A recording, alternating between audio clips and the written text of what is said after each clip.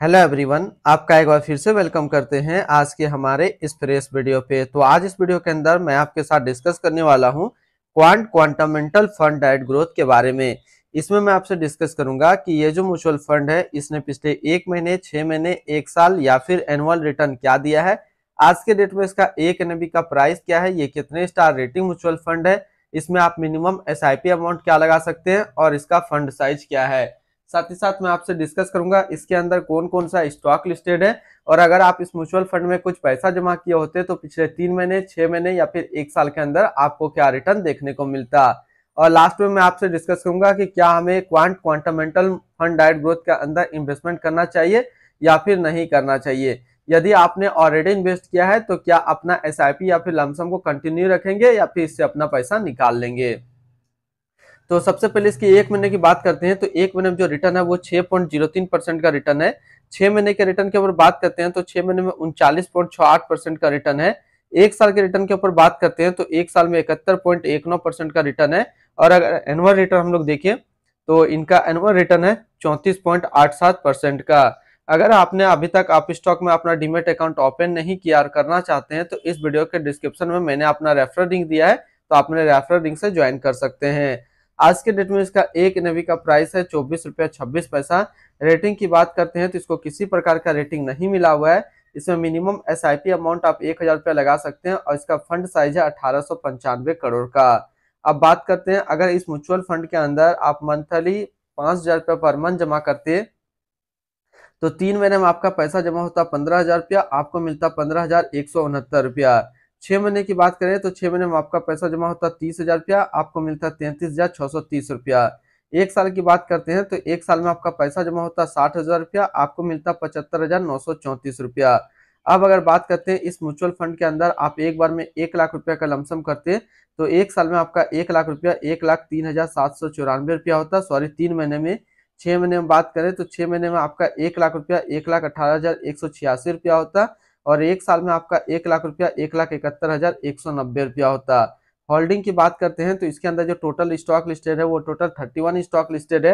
अगर हम इसमें टॉप 10 और उनके सेक्टर की बात करते हैं तो पहला नाम आता है रिलायंस इंडस्ट्रियल लिमिटेड जो कि एनर्जी के क्षेत्र पे है। Jio financial service limited financial, housing and urban development corporation limited financial, life insurance corporation of India insurance, Britannia industrial limited consumer staples, Adani power limited energy, steel authority of India limited metal and mining, Jindal steel and power limited metal and mining, Hindalco industrial limited metal and mining and coal India limited energy के क्षेत्र में है। इसकी हम लोग holding analysis को देखें तो इक्विटी पे है 98.3%, डेबिट पे है 5.3%, 5.2% और कैश पे है -3.5%। इसकी इक्विटी सेक्टर एलोकेशन देखें तो एनर्जी पे है 24.8, फाइनेंशियल पे 20.2, मेटल एंड माइनिंग पे 15.6, कंस्ट्रक्शन पे 9.7, सर्विस पे 8.3, इंश्योरेंस पे 5.8, कंज्यूमर स्टेल्स पे 5.6, हेल्थ केयर पे है 5 और अदर्स पे 5%। अब इसके एडवांस रेशियो की बात करते हैं तो इसका प्राइस टू अर्निंग रेशियो 19.41 और PB ratio 2.39। Minimum investment amount की बात करते हैं, अगर आप इस म्यूचुअल फंड के अंदर इन्वेस्टमेंट करते हैं तो मिनिमम लमसम आपको 5,000 रुपया का करना होगा और मिनिमम एसआईपी अमाउंट इसमें 1,000 रुपया का सेट किया गया है। रिटर्न एंड रैंकिंग की बात करते हैं और यहीं पे आपको समझ में आएगा कि क्या हमें इस म्यूचुअल फंड के अंदर इन्वेस्ट करना चाहिए या फिर नहीं करना चाहिए। बात करते हैं ये म्यूचुअल फंड यानी कि क्वांटामेंटल फंड्स का जो फंड रिटर्न है 3 महीने में 17 का है, 6 महीने में 42.8 का है और 1 साल में 73.3 का है और एनुअल 142.4 का है।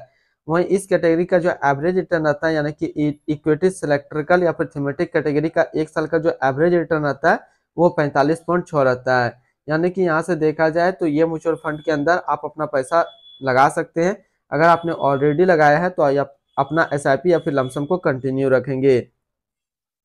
इसके आसपास यदि हम लोग सिमिलर फंड्स देखें तो इसके आसपास सिमिलर फंड्स है quant infrastructure fund direct growth, Kotak infrastructure and economic reform fund direct growth, Nippon India banking and financial service fund direct growth, Sundaram financial service opportunity fund direct growth, SBI health care opportunity fund direct plan growth. तो इसके आसपास इतने सारे इसके similar funds है।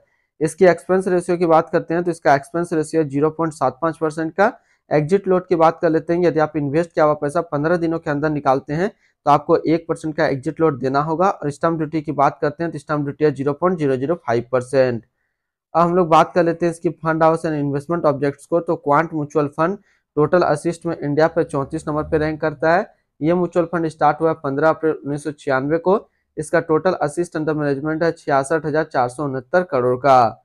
बात करते हैं क्वांट क्वांटामेंटल फंड डायरेक्ट ग्रोथ। ये एक इक्विटी म्यूचुअल फंड है जो कि क्वांट म्यूचुअल फंड की तरफ से लॉन्च किया गया है। ये म्यूचुअल फंड स्टार्ट हुआ 15 अप्रैल 1996 को।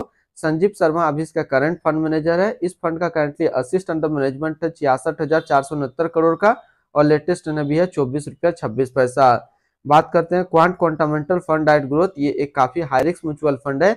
इसमें मिनिमम एसआईपी अमाउंट 1,000 रुपये का सेट किया गया है और मिनिमम लमसम 5,000 का सेट किया गया है। यदि आप इन्वेस्ट किया हुआ पैसा 15 दिनों के अंदर निकालते हैं तो आपको 1% का एग्जिट लोड यहाँ पे देना होगा। तो आज इस वीडियो के अंदर मैंने आपके साथ डिस्कस किया क्वांट क्वांटामेंटल फंड्स के बारे में। तो फिर मिलते हैं हम लोग नेक्स्ट को इस तरीके का वीडियो की अच्छी जानकारी को लेकर के।